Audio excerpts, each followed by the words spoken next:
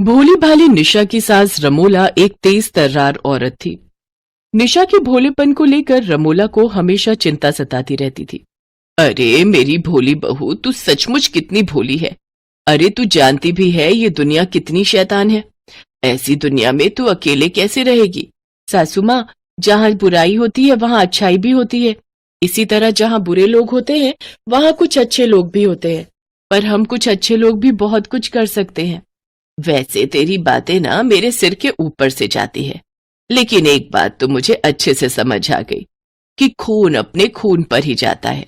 जैसे मेरा भगोड़ा पति मुझे और अपने बच्चों को छोड़कर भाग गया, उसी तरह मेरा नालायक बेटा भी तुझे अकेले छोड़कर भाग गया।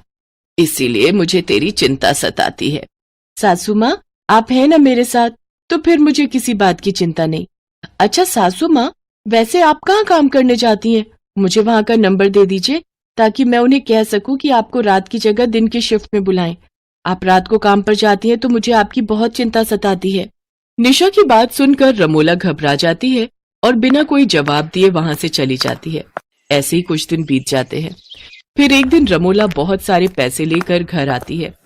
रमोला के पास इतने सारे पैसे देखकर निशा घबरा जाती है।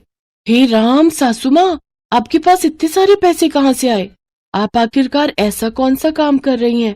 अरे बहू, ये मेरे पैसे नहीं हैं, मालिक के हैं। ऑफिस में सबको सैलरी बांटनी थी ना, तो आज काफी स्टाफ ऑफिस नहीं आया था, इसलिए उन्होंने मुझे पैसे दे दिए ताकि मैं सभी स्टाफ को ये पैसे बांट सकूं। लेकिन सासू माँ, आप तो इतनी पढ़ी लिखी नहीं है, फिर आप सैलरी कैसे बांट पाएंगी? अच्छा, इसमें मैं आपकी मदद किए देती हूँ। आप मुझे बता दीजिए कितने लोगों को और कितनी सैलरी बांटनी है। मैं सबका हिसाब अलग अलग करके रख दूंगी। आप कल जाकर सबको उनकी सैलरी दे देना। अपनी बहू के मुंह से ऐसी बातें सुनकर रमोला की आंखें भर आती हैं। फिर वो जाकर वो सारे पैसे एक संदूक में रख देती है और फिर सोने के लिए चली जाती है। साथ ही निशा को भी सोने के लिए कहती है। तभी निशा उससे कहती है, क्या हुआ सासू माँ, आप इतनी उदास क्यों लग रही हैं? मैं तो बस आपकी मदद करना चाहती थी। नहीं बहू, मुझे मदद की कोई जरूरत नहीं है और ना ही मैं चाहती हूँ कि जो काम मैं कर रही हूँ वो तू भी करे। ऑफिस में वैसे भी बहुत सारे लोग हैं जो मेरी मदद कर देंगे। तू बस अपना ध्यान रख और अब आराम से सो जा। ठीक है सासू माँ, आप कहती हैं तो मैं सो जाती हूँ। निशा को अपनी सास की कोई बात समझ नहीं आती, लेकिन वो अपनी सास से बहुत प्यार करती थी, इसलिए उसकी हर बात मान जाया करती थी।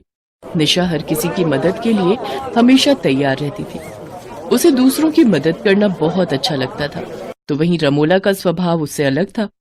वो गरीब और मासूम लोगों की किडनियां चुरा कर बेचा करती थी। ऐसे ही एक रात